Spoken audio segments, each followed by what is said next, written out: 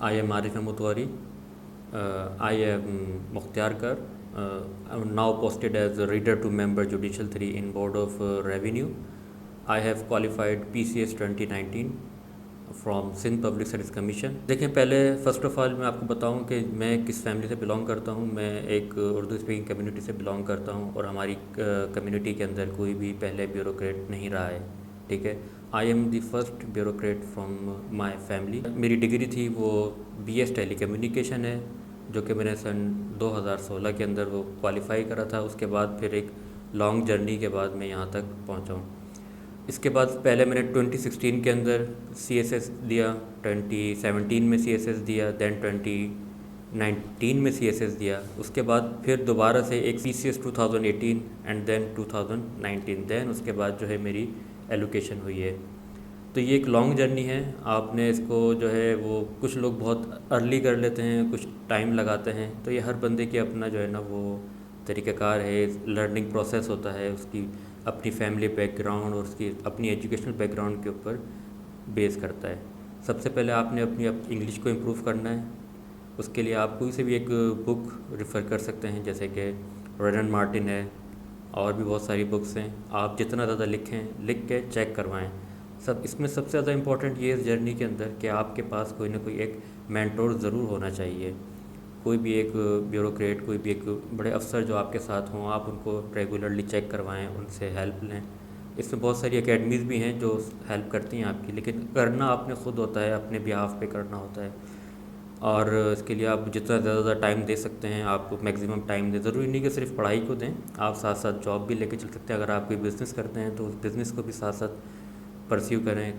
कोई जॉब है उसको भी परस्यू करें, कोई टीचिंग करते हैं तो उसको भी परस्यू करें। उसके लिए ये जर्नी आपके लिए आसान हो जाएगी। अदरवाइज़ अगर आप सिर्फ इसको वन सिंगल हैंडेडली लेके चलेंगे तो आपके लिए थोड़ा सा टफ भी हो सकता है, क्योंकि अक्सर कुछ पेपर्स रह जाते हैं तो फिर उसके लिए आपको फिर दोबारा से 1 साल 2 साल लगाने पड़ते हैं तैयारी करने के लिए। तो आप साथ साथ अपनी जॉब को भी लेके चलें। एज अ मिडिल बैकग्राउंड जो फैमिलीज़ होती हैं वो साथ साथ जॉब्स को भी लेके चलें।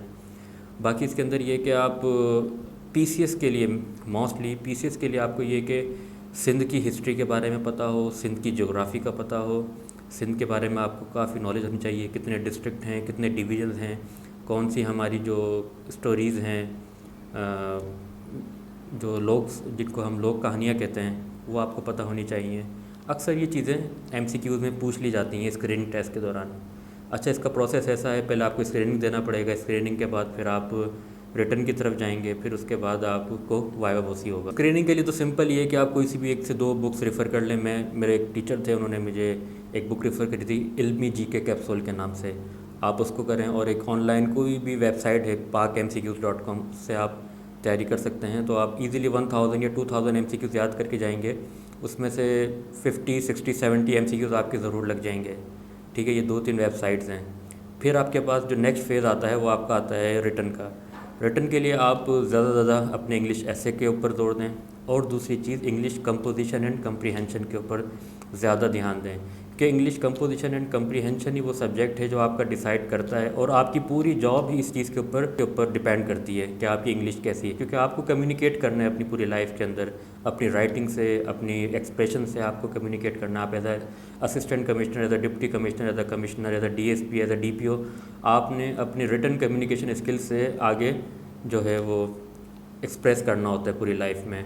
तो इसलिए अपनी इंग्लिश पे शुरू से आपको फोकस करना पड़ेगा, क्योंकि इंग्लिश हमारी कोई मादरी ज़बान है नहीं, हम सीखते हैं। हर इंसान दुनिया में आके सीखता है, अपने टीचर से सीखता है, किताबों से सीखता है। इसके लिए कि आप लिखें और कोशिश करें सही लिखें। एक सेंटेंस लिखें, उसको भी सही तरीके से लिखें, उसका स्ट्रक्चर चेक करें कि उसके अंदर आप सब्जेक्ट वर्ब एग्रीमेंट किस तरह से लेके चल रहे हैं। ठीक है, और फिर छोटे छोटे पैराग्राफ्स लिखें, उसको चेक करवाएं किसी सीनियर से, किसी इंग्लिश टीचर से। उसको हर हफ्ते, हर वीकली बेसिस के ऊपर आप चेक करवाते रहें। और इसके अंदर डॉन न्यूज़पेपर होता है, आप डॉन को ज़रूर पढ़ें। ठीक है, और ऑनलाइन बहुत सारे आपको जो हैं वो मैगज़ीन्स मिलते हैं, वो आप पढ़ सकते हैं इसके लिए।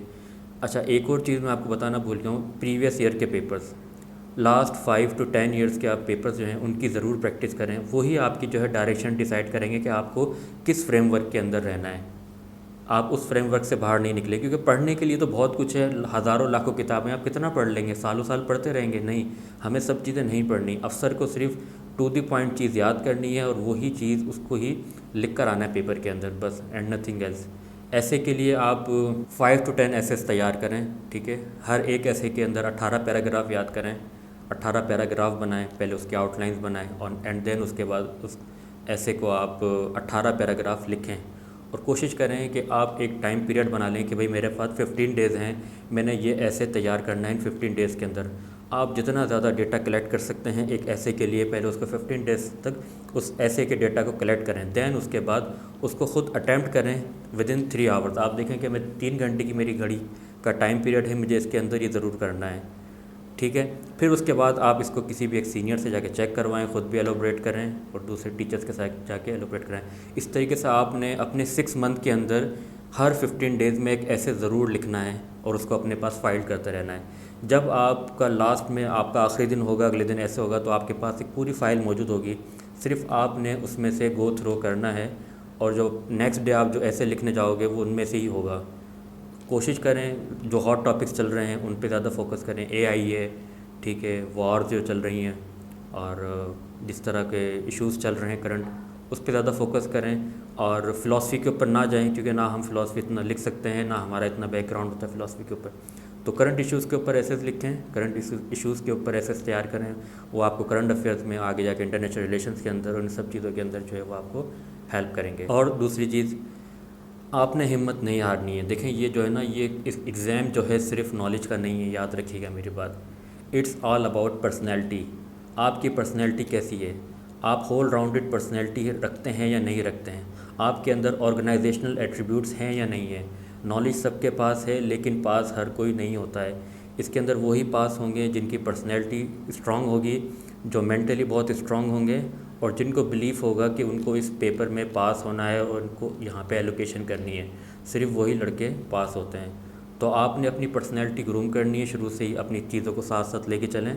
आपके 12 सब्जेक्ट्स हैं, अपने 12 के 12 सब्जेक्ट्स को इक्वल टाइम देना है, यही चीज़ आपकी पर्सनैलिटी ग्रूम करेगी।